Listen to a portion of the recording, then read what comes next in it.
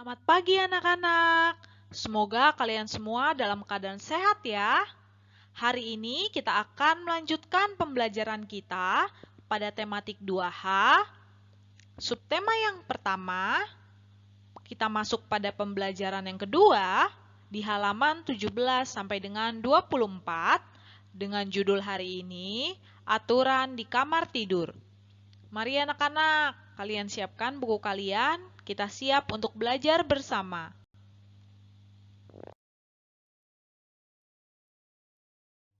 Tujuan pembelajaran kita hari ini yaitu anak-anak kita akan belajar muatan PPKN dan juga bahasa Indonesia.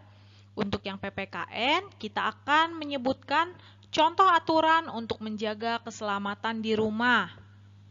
Kemudian untuk yang bahasa Indonesia, kita akan membuat cerita sederhana berdasarkan gambar. Ya, anak-anak, selama masa pandemi seperti ini, tentunya seluruh kegiatan anak-anak lakukan di dalam rumah. Banyak sekali kegiatan-kegiatan yang anak-anak lakukan, mulai dari bangun tidur, belajar, hingga tidur kembali. Tentunya anak-anak harus dapat membagi waktu dengan baik. Kapan waktu untuk bermain, kapan waktu untuk belajar, kapan waktu untuk membantu ayah dan ibu, dan sebagainya. Ketika anak-anak sudah selesai melakukan kegiatan di siang dan sore hari, saat malam hari tentunya anak-anak butuh waktu untuk beristirahat. Setiap orang mempunyai waktu dan tempat untuk beristirahat. Salah satu tempat yang nyaman untuk beristirahat adalah kamar tidur. Kamar tidur tentunya digunakan untuk tidur. Bisa juga anak-anak gunakan sebagai tempat untuk belajar jika anak-anak di dalam kamarnya tersedia meja untuk belajar. Setiap orang mempunyai aturan-aturan tersendiri di dalam kamar tidurnya. Apa saja aturan di kamar tidur anak-anak? Coba kalian ingat-ingat.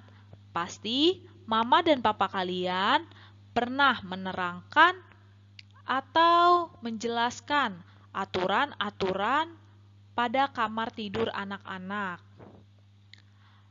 Apakah anak-anak sudah mematuhi aturan-aturan tersebut? Tentunya aturan-aturan yang dibuat pada kamar tidur berguna untuk menjaga keselamatan bersama. Sekarang kita lanjutkan untuk membaca teks halaman 18 sampai dengan 19 buku paket tematik kalian. Anak-anak menyimak dengan baik ya.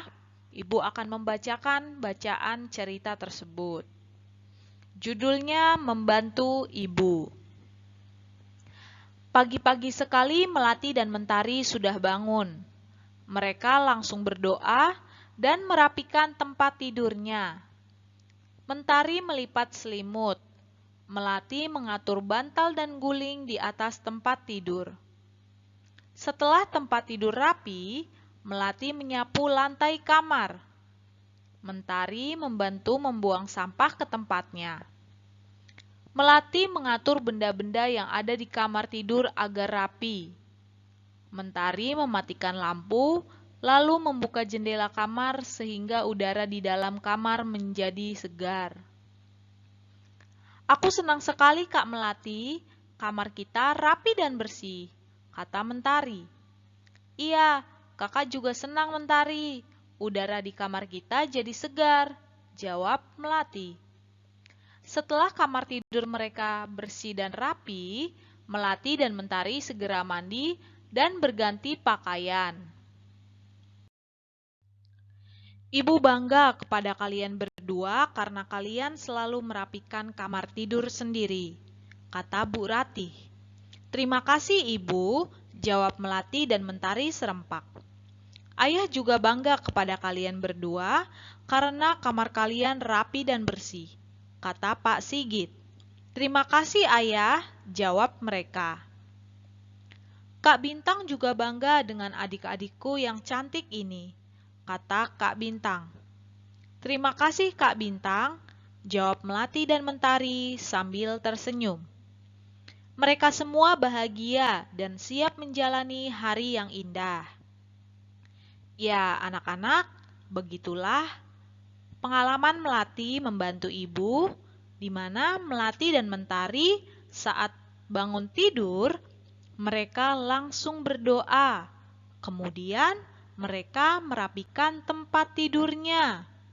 Hal-hal yang mereka lakukan seperti melipat selimut, kemudian mengatur bantal, lalu menyapu lantai kamar, dan membuang sampah-sampah ke tempatnya.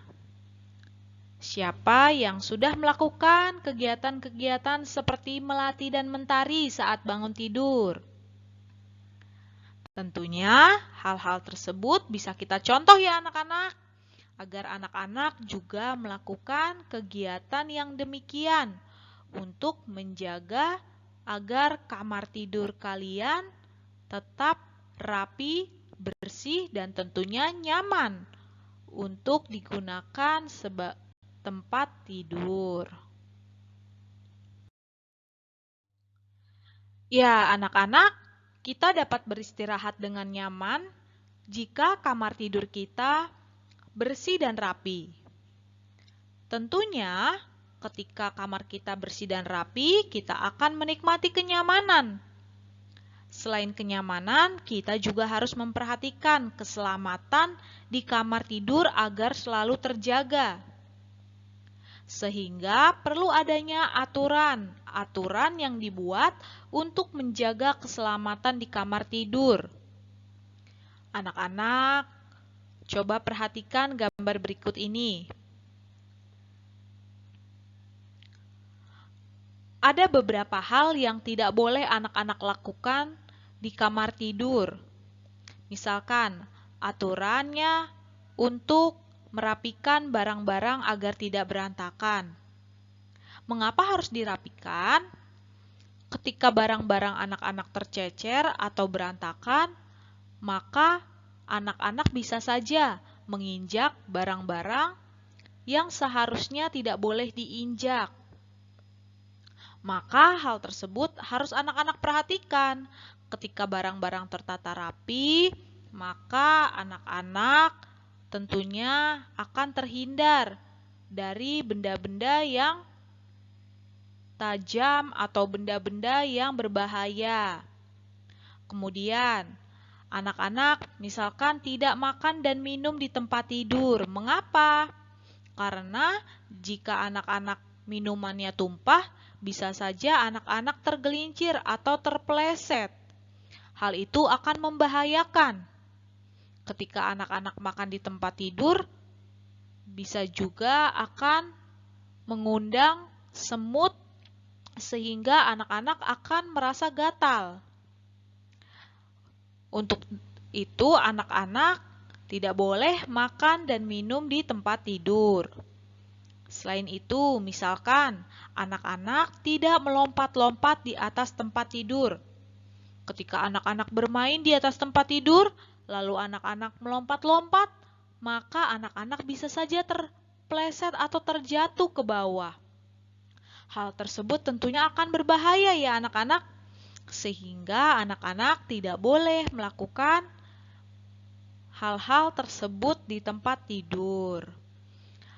Tentunya anak-anak mempunyai aturan masing-masing di kamar tidur anak-anak, baik yang anak-anak masih tidur bersama orang tua atau bersama kakak adik. Tentunya anak-anak harus memperhatikan aturan-aturan yang berlaku.